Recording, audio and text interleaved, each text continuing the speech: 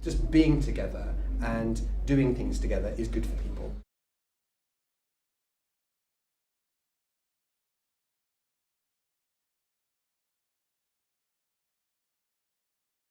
Okay, so now what's new in this report and why might it be important?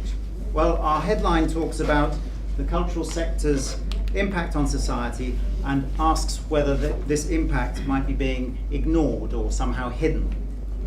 Secondly, we're not in the business of making sweeping claims for the value of the arts. Tim Yoss, former director of the RAIN Foundation, now heading up a new charitable foundation called ESOP, which is developing a framework around arts and health. Already done.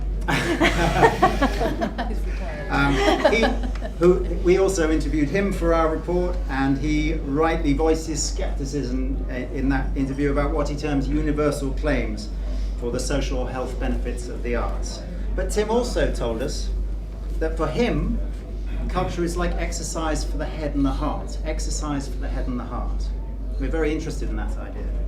And Baz also said, and he's not here, regrettably, but he said, for some people who are depressed, performing arts can have an extraordinarily profound effect.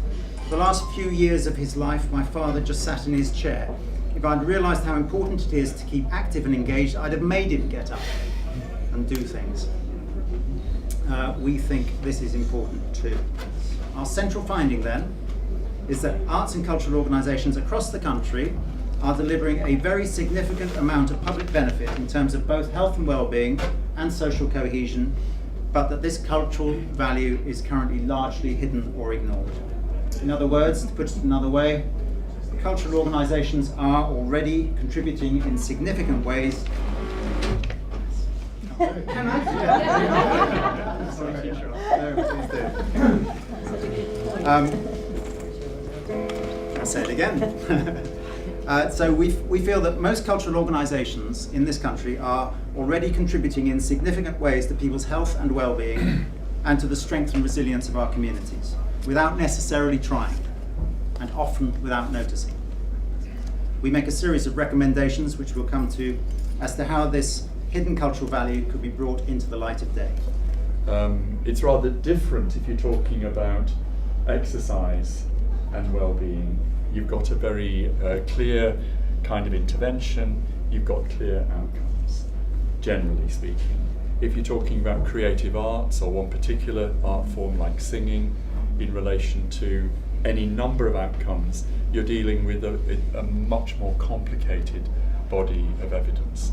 But I think we're getting there, and I think as more and more research is done, there's greater clarity as to what the priorities should be and what further research would really help to support the development of this area.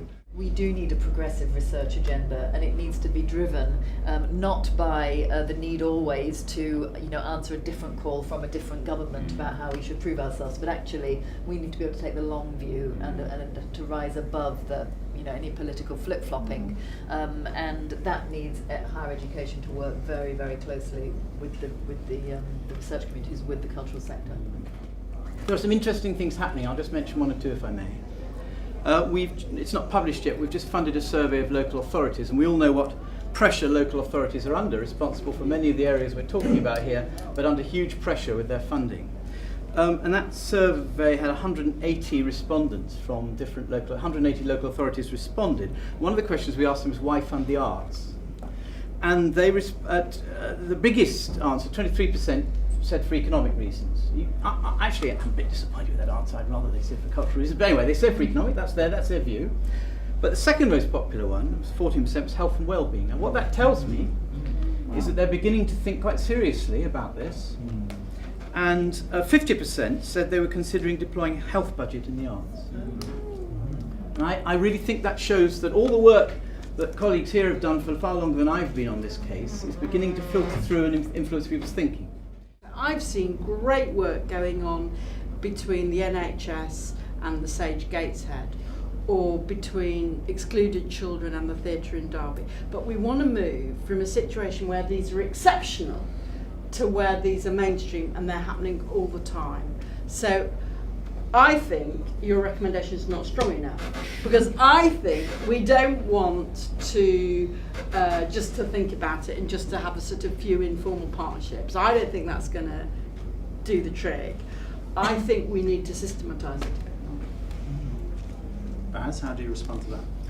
Well, you won't get anywhere unless you do. I wouldn't dream of criticising your recommendation. That's the prerogative of our elected representatives. But I think, in a way, you're saying what comes after those recommendations, and it's the hard arts, it's the systemization, and it's the funding, and it's the measuring, and all the rest of it. So I agree. All the work we've been doing and the debate we've been trying to have over the last 12 months over why should there be public investment in the arts, and what you call the holistic case, the way we articulate that is it's about the intrinsic value of culture first. And you quote me in the report as saying we're not doctors, we're not nurses. It's not what we are. Artists, well, I don't claim that for myself, but at any rate, those we fund are artists. So it's about that. But that to blind yourself to what the benefits of it are, and this goes for economic benefits as well as health benefits, is ludicrous. And in some specific cases, and I'm thinking of performing arts in old people's homes, for instance, which is the subject of one of the things, collaborations we have with the Bearing Foundation, that's specifically done for that specific purpose, for those people in that place, to make their lives better, and indeed make their health better. So there's a whole series of nuances I've just given you, but it starts with the art and the culture, and how good it is, and that's the number one goal of the Arts Council, and others will speak for their organisations. And we're grown up now, but we know that it's life enhancing, and we shouldn't forget it.